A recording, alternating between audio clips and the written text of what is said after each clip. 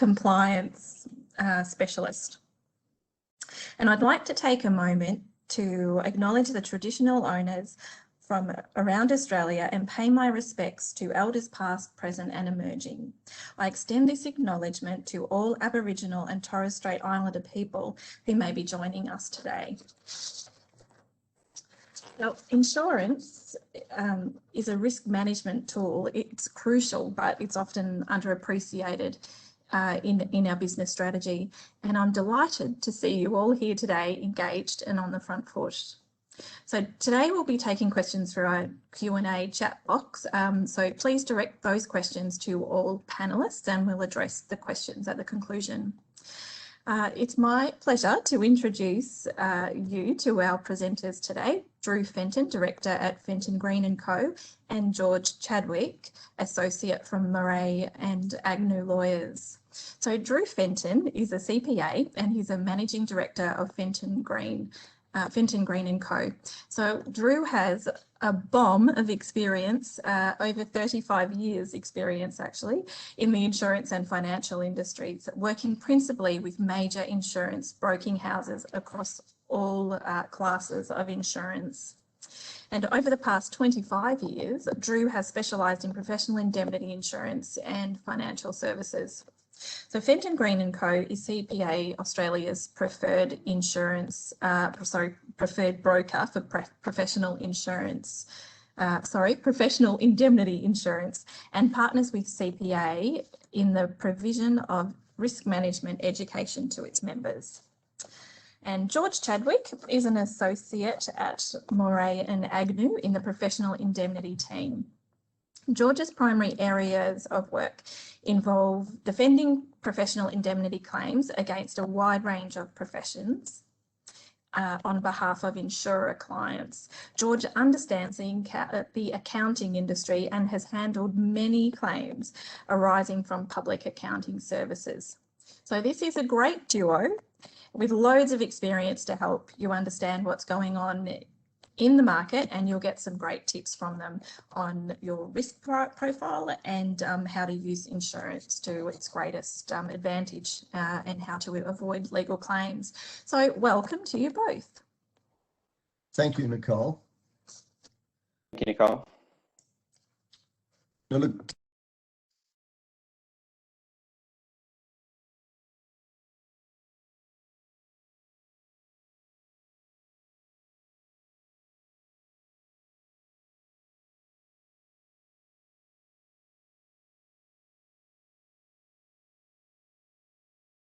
Hi, Drew. Sorry to interrupt. Nicole, I'll just need you to unmute your microphone, please.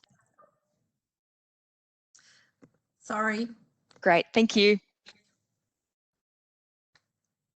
And I'm going to ask George some questions about his experience and what is happening in the accounting world. And then we'll go on to some claims examples, and they're always obviously very good that they provide real life examples of, in inverted commas, it can't happen to me, but in fact it does. Those who have had a recent insurance policy due for renewal, you will note that the premium's gone up, and I suggest to you it doesn't really matter what sort of insurance this is.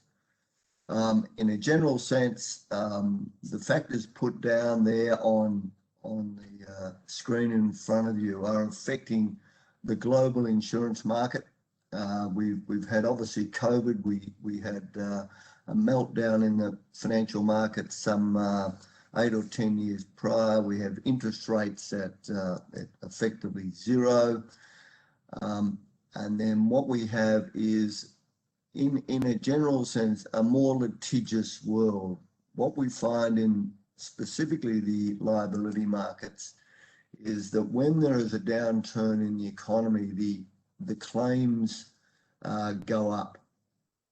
And this is because your clients are distressed or in some cases become insolvent. It can't be my fault from the client's perspective that something's gone wrong. So they look to, or dare I say, receiver managers, liquidators look to those consultants that have provided advice to their clients. We also see more recently changes in legislation about JobKeeper, which has raised some claims with us. Whenever there's a change, it does mean danger because people aren't quite sure, maybe have not done their homework well enough to understand the exact circumstances of how this is to be done. I'll just emphasise that this last one about the litigious in the professional indemnity area, we're also closely aligned to directors and officers insurance. About 10 years ago, there were 2 class actions in place. Each of these class actions on average cost the insurance companies somewhere between $40 and $60 million.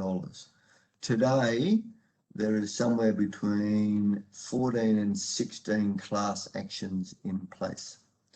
So the insurance industry, on behalf of those companies and directors, are looking for obviously a very sizable payment because the litigation funders do not pursue those actions unless there is a very good chance of success.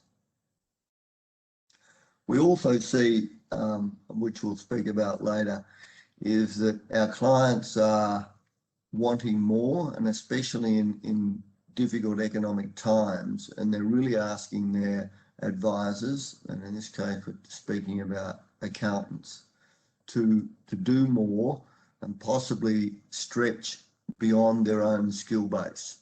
And we really caution CPA members and those listening today about doing that. All it does is open yourself up to a risk profile and ultimately litigation. Sorry, could we just go back to one? That might have been me.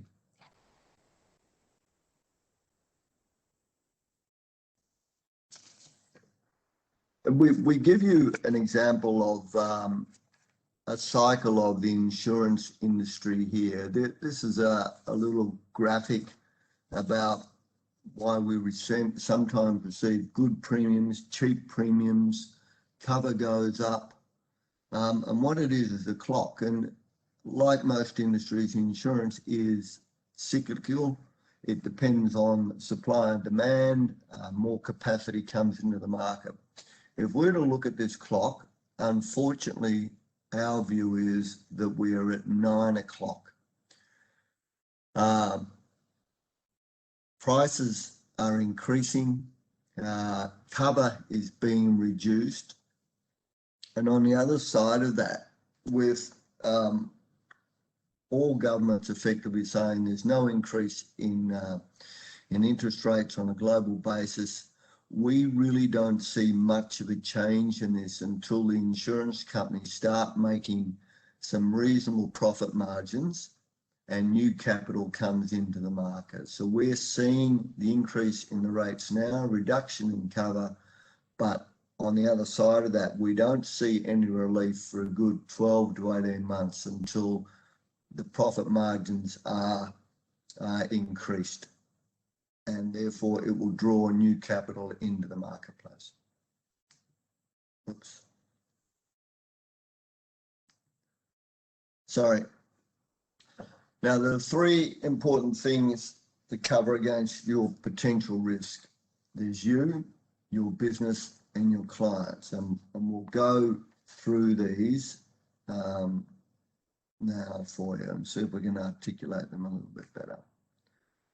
This might be a slightly different view on what your risk profile is, but this one is, in our view, the correct one.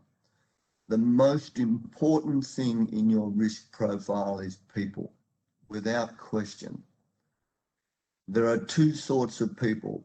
One of them is your own people. Are they do they have the experience to undertake the tasks in these difficult times of COVID, people working from home? Are they well looked after? Are they mentally well? And I use that very blunt statement because we're finding that these are difficult times, and one must be aware of you and your colleagues' well-being.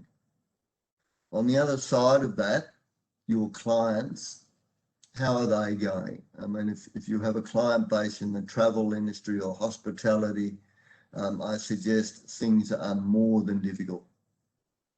So again, we must understand that your clients' wants and needs change in difficult times. Do they, in actual fact, change in character? Are they prepared to cut corners? Are they prepared to do things that might not be straight up and down to survive, to keep their business going, to keep a roof over their heads?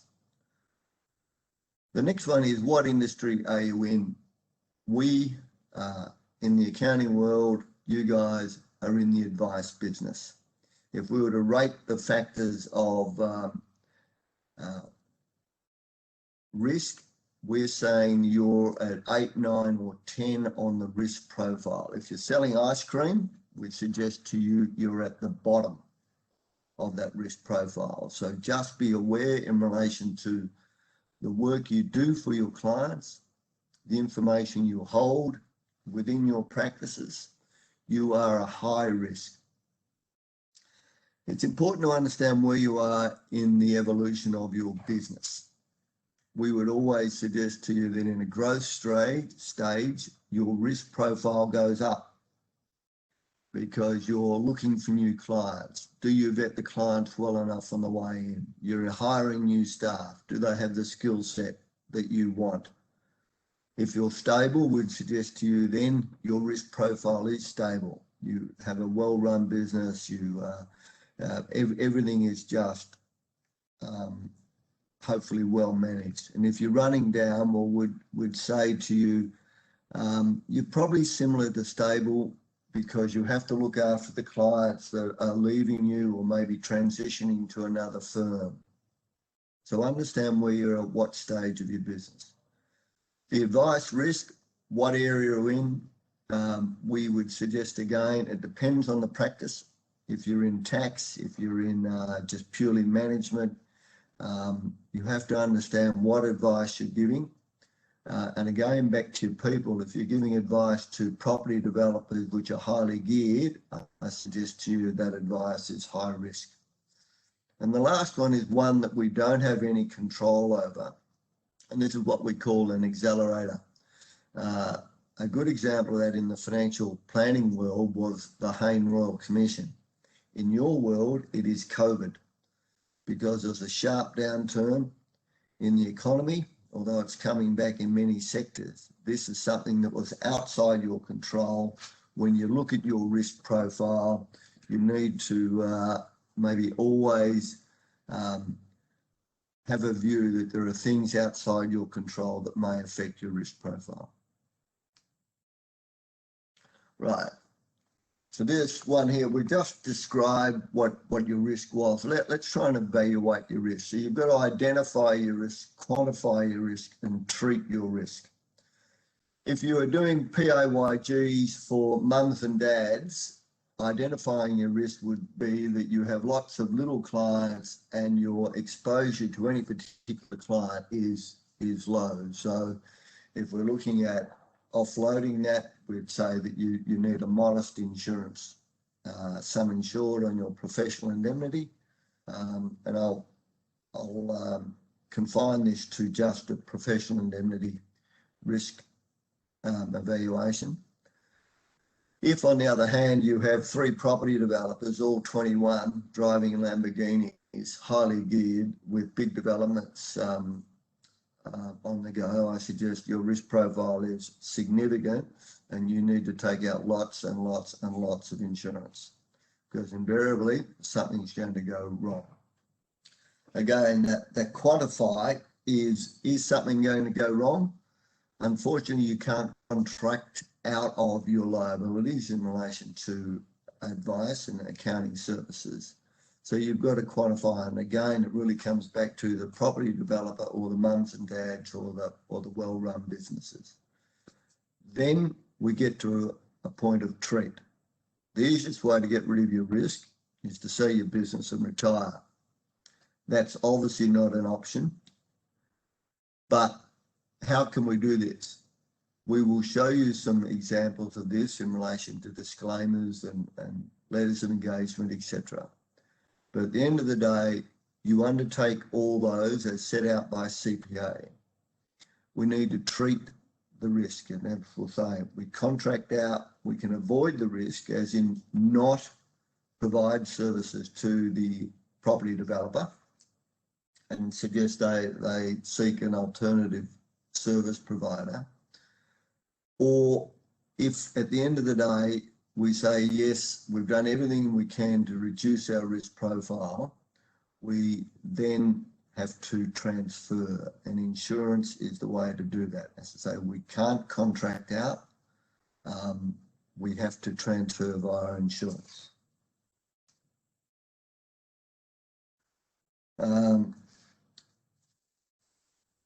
Mitigating your risk. Now, this is the one where I'll bring George in a moment.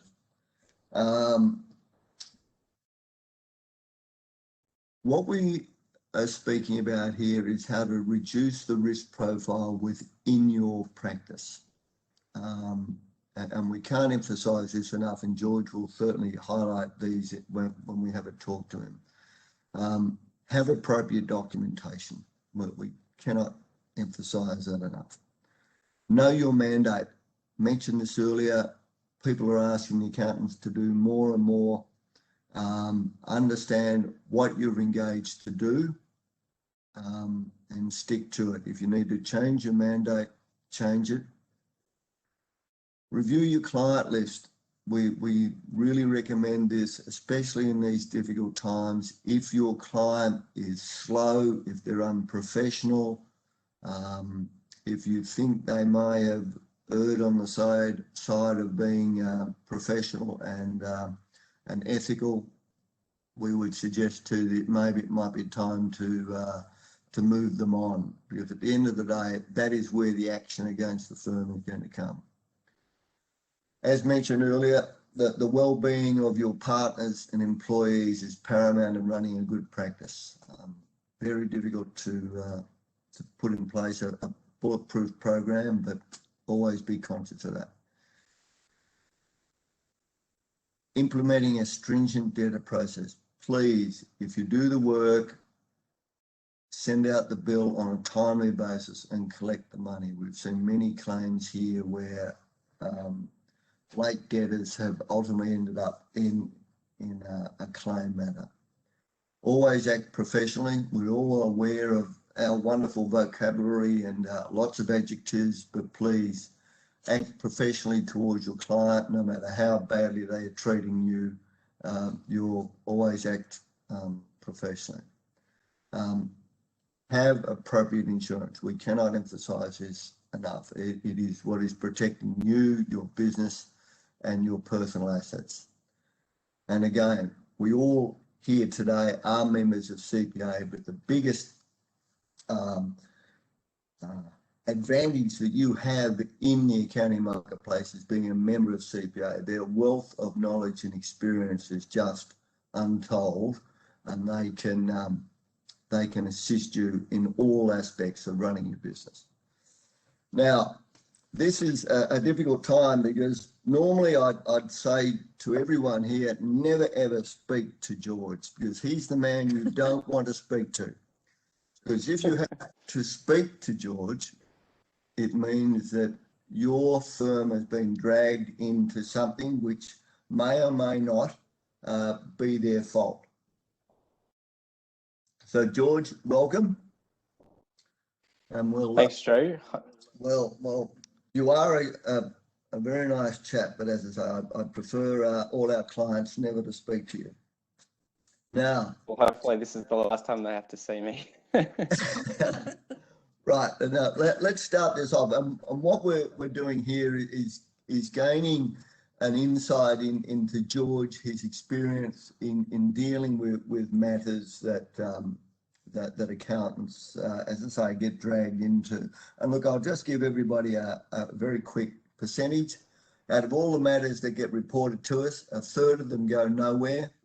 A third are defence costs only, where George comes along and in the politest of terms says, bugger off, it's not our fault. And that's the end of it. And the last third are where, unfortunately, something has gone wrong and compensation is paid. Now, George, accountants are often asked about the value of retainer and also a disclaimer on their work. Could you give us your thoughts about the value of these? Yeah, of course, Drew. So basically, the overarching point is that the value of a retainer letter cannot be undervalued in terms of risk management. It's common in claims against accountants where there is no retainer letter to see an accountant arguing that the retainer is confined or qualified in a certain way, and the client on the other side will say it's very broad and wide-ranging. A retainer letter effectively assists in avoiding the need to ascertain precisely what the retainer was from other documents, correspondence, emails, and instructions from the relevant person if a claim comes along or a dispute comes along. It has a dual purpose. It assists setting scope of the retainer for the client, so they know what work the accountant has been retained to do. And also other employees as well that might be working on the same file who come in, they can have a look at the retainer letter and see what the scope is. It's important to make sure the retainer letter is in writing before the work starts, so there's no dispute halfway through the retainer as to what was meant to be done, and also any limitations on the retainer as well. Getting instructions from the right person, from your client, and recording their name on the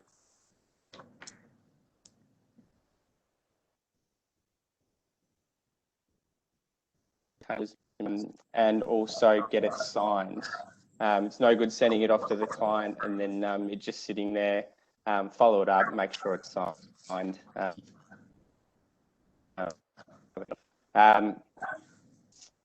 If it varies, if the retainer varies, if the client says, you know, I want you to address X, X, and X, in addition to what was previously agreed, make sure that's recorded in writing as well. That's always important. Instructions change, retainers change. You know, members will be aware of all those permutations, but it's important to manage that process as it evolves as well. In terms of, they're not necessarily a cover-all in terms of, you know, avoiding claims and things like that, but also a vital tool in explaining to clients any limitations of analysis, instructions, assumptions that are being used to provide advice. There's obviously valuable material and disclaimers on the CPA website, which I would encourage you to go have a look at as well. Yeah, thanks, George. Would you be able to give everybody just a simple example of where that retainer has been able to assist in a claim matter? Yeah, absolutely, Drew. So as I alluded to previously, the absence of an engagement letter can be a problem because it leaves the scope open to interpretation. Where an accountant can produce a carefully drafted retainer letter, it provides that extra layer of protection, not only in defending the claim, but if, God forbid, it went all the way to a trial, judges love retainer letters because it sets out the scope, what precisely an accountant was asked to do. Otherwise, you're relying on oral evidence from the accountant and the client. You often get a he said, she said kind of scenario. And there's always that risk that the accountant's evidence will be rejected for whatever reason. There's risk in litigation. But where you have that contemporaneous document at the start of the retainer, it really assists not only in defending a claim, disputes, but also if you get to a contested hearing as well. Yeah. Look, CPA spend, literally hundreds of thousands of dollars a year on the limitation liability scheme. And it is without question, I think the only one in the world where we're capping common law liability, which is, just fantastic for all those that are participating. Have you seen a situation where, due to stationery or not meeting the obligations of the Act, that somebody hasn't had that protection? We're very conscious about trying to do the right thing to obtain this. We just wonder whether you've seen anywhere a member hasn't got it right. Yeah, so I mean, members would be aware of or should be aware of the various disclosure requirements required to rely on the schemes. That information is on the CPA website and other information tools as well.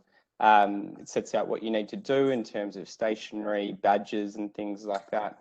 There are examples of accountants or professionals, in general, not having the required badge on their stationery, commonly in email correspondence, which is obviously a condition of being able to rely on the scheme.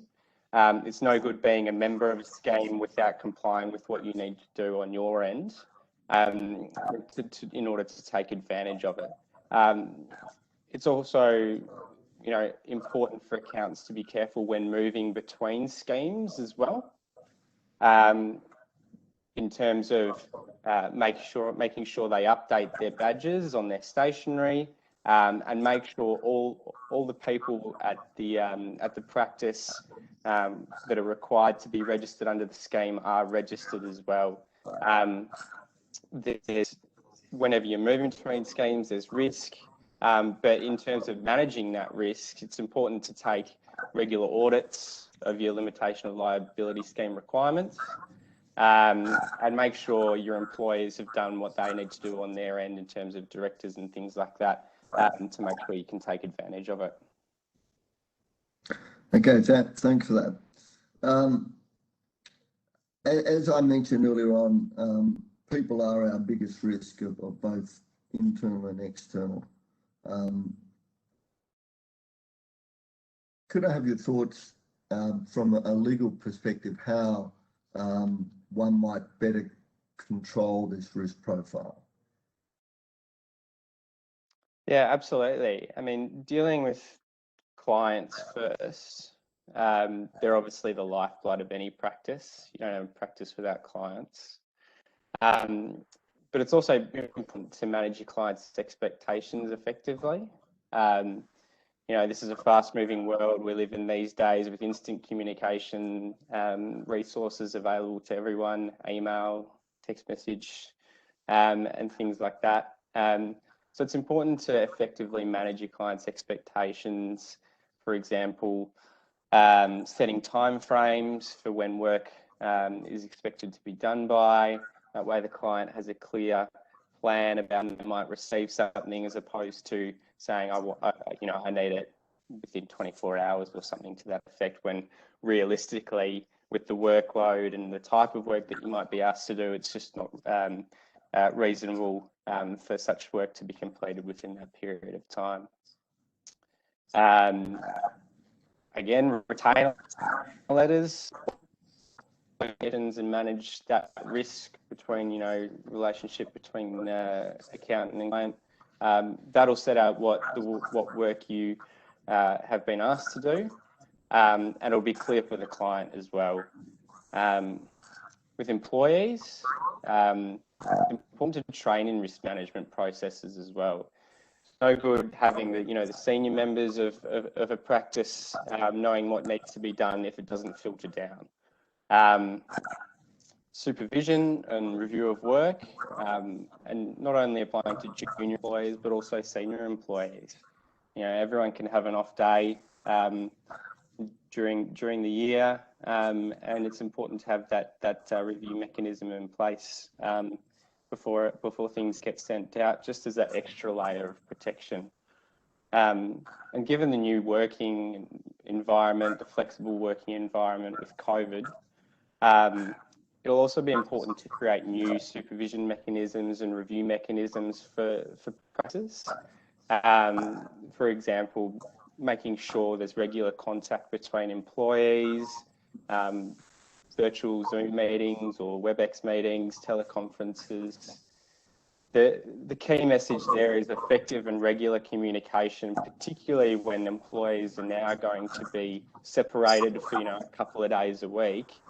That will help alleviate a lot of the risk when you're not in the same environment. You can't just go on someone's door and things like that. Performance mentoring and internal audits can also ensure that nothing slips through the cracks there as well.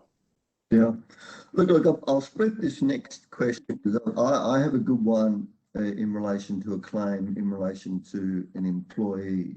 But could you just give us a simple scenario in relation to a client, a claim scenario about not managing their clients and ultimately ended up in a claim matter? Yeah, absolutely. So a common example is where a client will change accountants.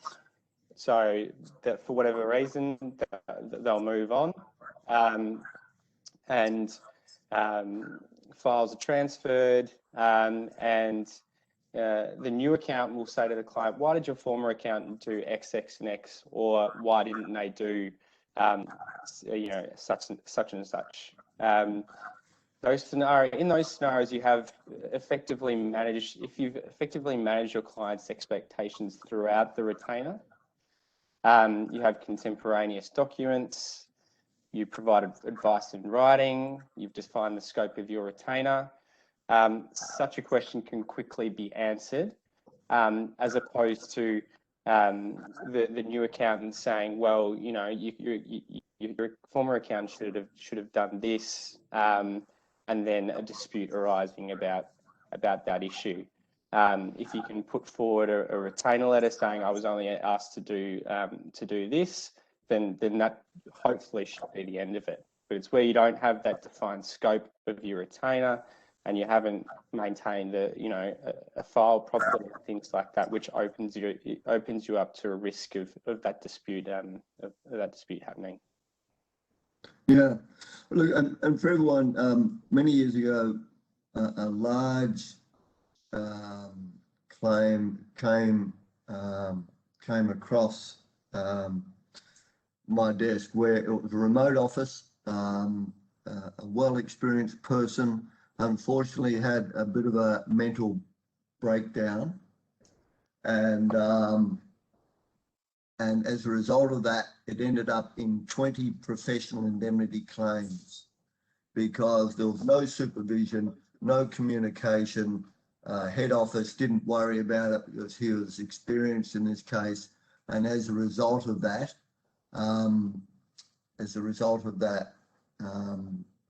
it ended up, as I say, in 20 individual claims. So in these COVID times, please check up on your clients. And on that, Joe, as well, if I can just expand on that. Yes, formally, George. You would commonly, that's a great example, as well as checking on your staff and things like that. But also when you have retiring, departing staff going on leave, new staff coming into working on files as well, handover issues result from client instructions, deadlines being missed and things like that. It's important to make sure there's a detailed picture of what has happened on the file, what needs to be done, and also handover memos and things like that are invaluable in terms of risk management. Particularly, in that multiple claim scenario that you were talking about, Drew, one staff member might have control of multiple files. So that's where you can avoid, risk in terms of handovers and things like that. Yeah, a good practice management. Look, I'm just conscious of the time, George. We might just make this one the last one. Obviously, we always want to look after our clients and provide good service. Knowing your mandate and your capabilities, as I say, we live in a world where our clients want more and more. Could you give us your thoughts about that and possibly a claim scenario on the other side? Yeah, absolutely. I mean, the key message would be just to play to your strengths and but also be aware of you and your employees' limitations. There are difficult questions that arise in any line of work. It's not uncommon, and particularly when you're a professional, accountants would deal with these situations all the time. Whilst there would be some pressure, no doubt, from the client and also from your own internal perspectives to help your existing client, it's important to recognise when a client should be referred to a specialist. For example, areas such as CGT, stamp duty, structuring and private tax rulings. Those are the areas that consistently breed claims because of the technical nature of the advice and the work that's done in those areas. Whilst there might be some resistance from the client to retain a specialist, the important message to the client should be that it will assist them in the long run. They will eventually thank you for it because any difficult question will likely be able to be more efficiently and cost effectively handled by a specialist. It'll also help in reducing exposure to the accountant by making their role clear as well, in terms of not being responsible for whatever the specialist advice is, and clearly defining that role between specialist and the work that you're being retained to do. Fine, thanks, George. Really appreciate it. Now, we'll just keep going with the next slide. We'll move from there. Thanks again. And I might ask if you could stop on board for some questions at the end, because we might need your input. Yeah, absolutely. Right. Next one is managing your risk profile with the right protection.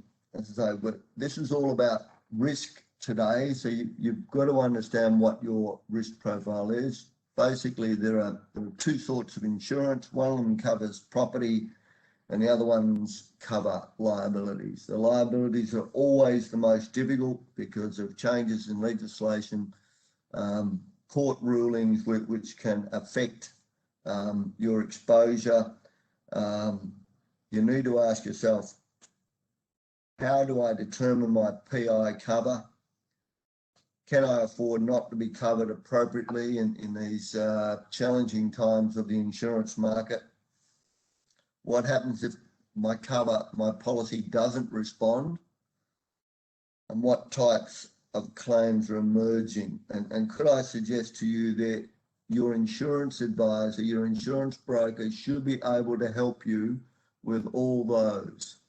In the simplest of terms, your insurance broker does not sell insurance. Insurance companies sell insurance. Your insurance broker sells advice.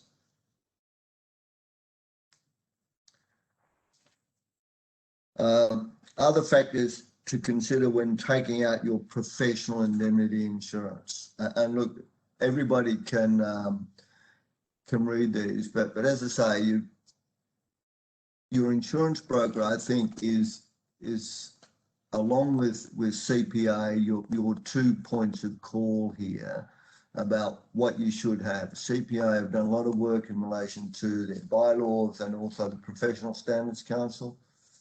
Your insurance broker should have a very good understanding of the accounting profession, your obligations, your risk exposure, and could I just throw in there, cyber is becoming more and more of a risk exposure these days for practices at the top of the tree in relation to the risk profile. So again, I can please consider who's providing the advice to your practice and review it.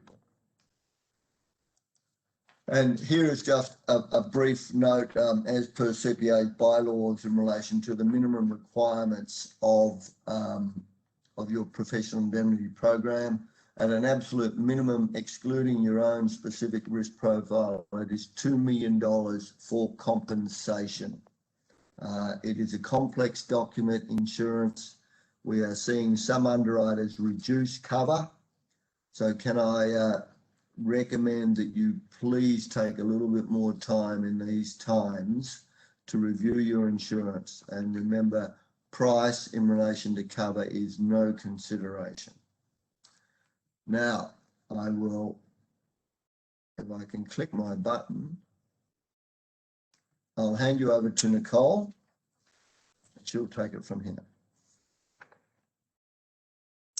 Thanks, Drew. Yes, I will reiterate. It's really important that the provisions in the bylaws are perhaps handed to your insurer, so that your insurer or broker knows, you know, the requirements, because you know some of the hard work has been done here, and the bylaws are a risk management tool in themselves. They're telling you how best placed you are to avoid you know, catastrophe.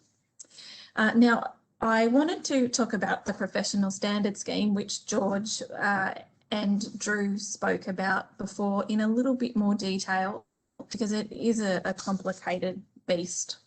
So the professional standard scheme is an important risk tool, and you're eligible to participate if you have a CPA designation and you hold a public practicing certificate and you provide public accounting services. So the professional standard scheme is not insurance, and that's a really important element. So again, it's not insurance. It's a legal instrument that enables members to cap their liability to the amount of professional indemnity insurance that is required under the bylaws. So it gives you peace of mind that if you receive a claim against you, which goes to court, any damages awarded against you will be capped to that level, that PII coverage level that you're required to hold. So if you're required to hold 2 million in PII, then a court cannot award damages above that amount. However, to qualify for the scheme's liability cap, two things are really crucial. So first, your insurance policy must be in compliance with our bylaws, which Drew just took us through in that previous slide. And second, and most importantly, you must use the disclosure statement on all promotional materials, terms of engagement, advice, tax invoices and receipts. In fact, you know, the more the merrier. So that does mean emails, you know, if it's about advice or promoting what sort of advice you can provide. So using this disclosure statement is crucial because it tells the court that your client was aware of the scheme's liability cap and made a choice to engage you under those conditions. So I think now it's probably time to turn to George, who's going to take us through some recent claims. Or is it Drew? Yeah, look, Nicole, I'll do that. I mean, George, I'm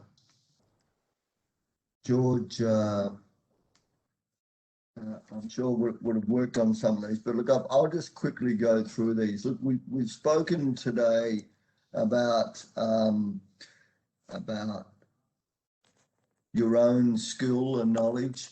The first one here is refer to an expert. CPA has a wonderful bureau of experts in various areas of the accounting profession. This one, capital gains tax, not easy. Sole practitioner, unfortunately got it wrong, 750,000. So those who are sole practitioners or small firms out there, please don't think it's only the big firms that have large matters.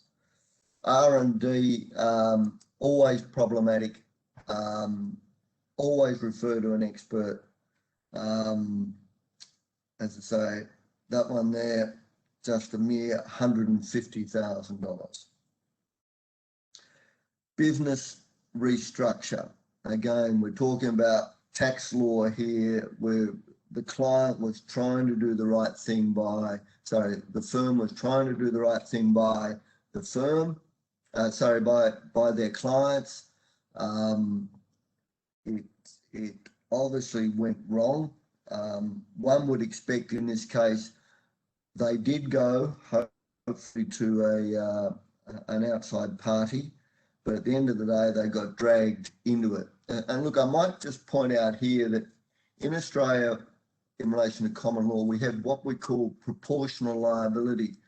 And what it means is that you can be dragged into matters for a proportion of the loss. Even though you may not have been the main instigator of the loss, you were just on the side somewhere, you will get dragged into these matters.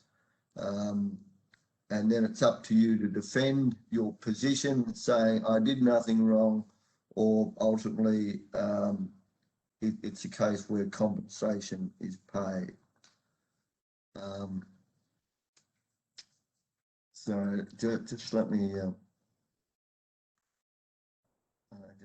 pull this slide. Whoops.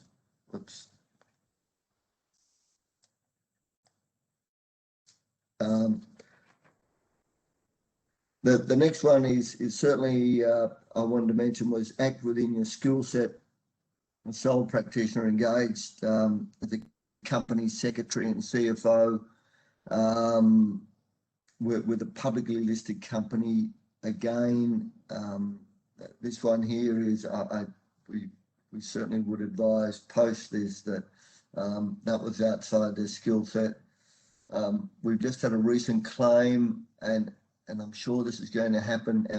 Our clients are always wanting the accountant to do more. We've had an accusation of a shadow director from our accountant who is helping our client. Again, this is a difficult area, but the common law and the corporations law is quite broad, and you can be dragged into matters of which you have no idea. And as I say, shadow director is certainly one of those. Audit, although we don't get many claims in this area, this one here is a sole practitioner failed to identify an employee theft.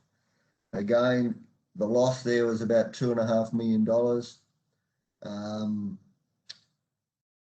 We would hold in with the bank and also the employer because they had failings, but our proportion of that loss was close to $1 million. As I say, the biggest risk profile here sometimes can be within the practice.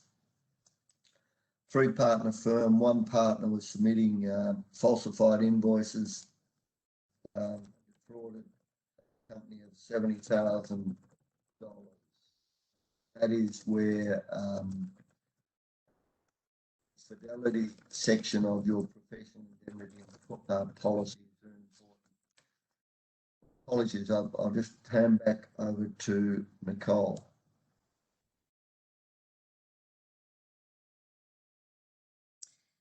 Thanks, Drew. I actually wanted to take a poll, but I'm having technical difficulties. So, Sarah, are you able to make that happen for me?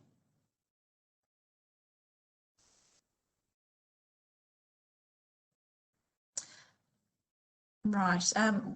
Perhaps we'll take some question and answers first, and then we'll get back to the poll if we can make our technology work. So, does anyone have any questions? We invite you to enter a chat message via the question and answer box.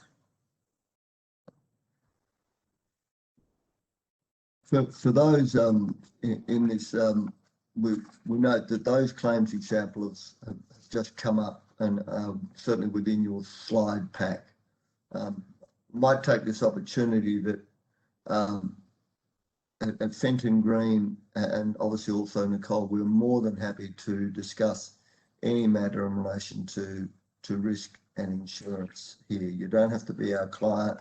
We're here to assist all CPA members in your risk and insurance profiles.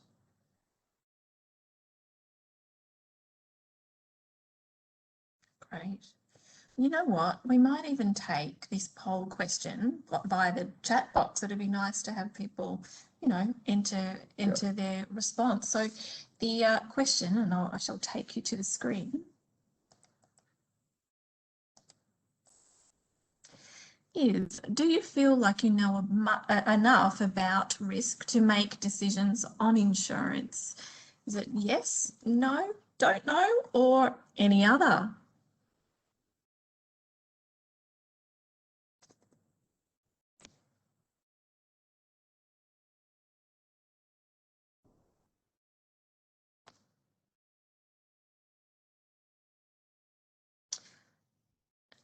Let me just... Yeah, Nicole, maybe I might just have a couple of words here. As I noted earlier on, there are two sorts of insurance. Those that relate to property, which are pretty simple, like houses and cars and those sorts of things. And then there's a liability. My thoughts here are that if you're well versed in this area, the answer might be yes. But could I say in 12 months' time, you need to review that? There are always changes in legislation.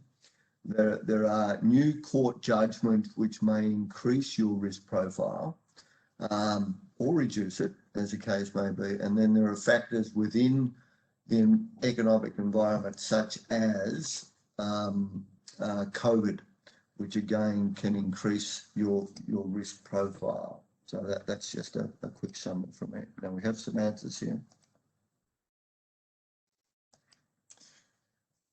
And what do you make of the response? Yeah, look, I would have thought that I suppose that the one that we have the question about is don't know. So are they hesitating that? Yeah, look, I've got an understanding there. My thoughts are that those who are in the B and C area should really go along to their insurance broker and have a serious talk about their risk profile, what's happening in the profession. Well, we have a number of players here. We have the Corporations Act, we have Tax Practitioners Board, we have CPA, we have the Professional Standards Council. So there are a number of external factors which should be influencing your understanding of what insurance I need and how to look after my risk. On the other side of that, CPA, I cannot emphasise this enough, has a great wealth of knowledge. They are here to look after those in public practice with risk and changing standards, etc. Limitation of liability schemes. So all those add up to CPA is your best partner in your practice on a day-to-day basis. And I cannot emphasise enough, use them, they have a wealth of knowledge. Yeah, great. And I will just add to that too, that CPA Australia, or the Public Practice Division, has a technical inquiries model. So if you have any professional standards concerns, you know, reach out, because while we can't give advice, we can give very good guidance. We also have a host of things on our website, our new website too. So hopefully you can find them a little easier than before. And we're also looking out for, you know, in the market for changes in legislation. So our policy team is great advocates for you as well. And what about the no's, Drew? Is there, you know, should they reach out to you? We and my colleagues, Nicholas, we are more than happy to speak to anybody about anything. And let me assure you, we know our limitations. And if it's something outside our skill set, we'll pass off to George and his colleagues or back to CPA as the case may be. But if it's in relation to risk and insurance, I'm sure we can help. And if for whatever reason we can't, we can point them in the right direction. The other thing we also see from time to time is the accountants, CPAs, clients come to the CPA for advice. Again, we're more than happy to help a client of yours if they're concerned about insurance or need some direction. Great, thank you, Drew. Now a question's coming from Ben. Has George got any tips or war stories? He looks like he wants to say something.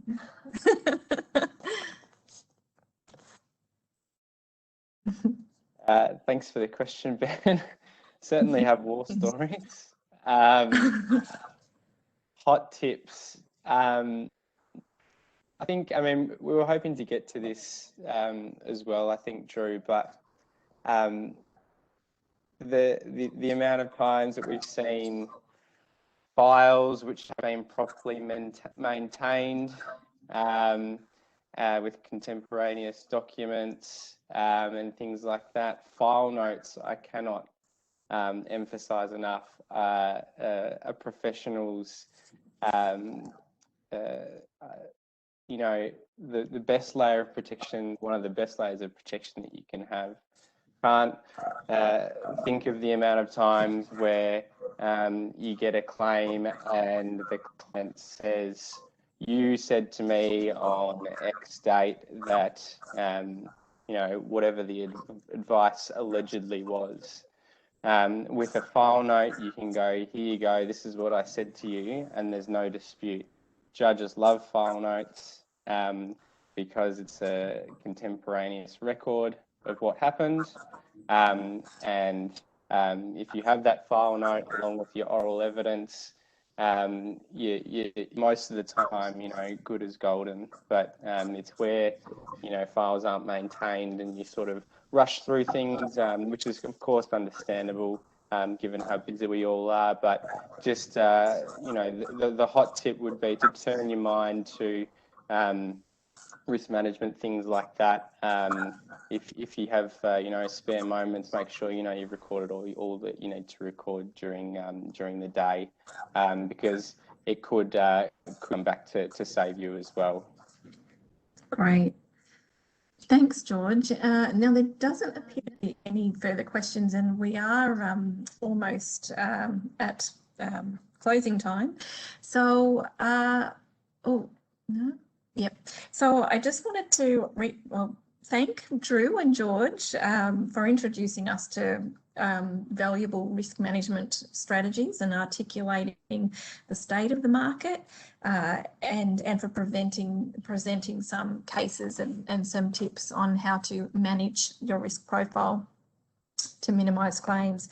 So I hope that everyone has got some really good tips and takeaways from today's event, and I really appreciate your time sharing, having us share our knowledge with you. Thanks so much. Thanks, Nicole. George, thank you. Thanks, thank Drew. you. Thanks, Drew. Thanks, everybody. Thanks to Nicole, Drew and George, and thanks to everyone for your participation today.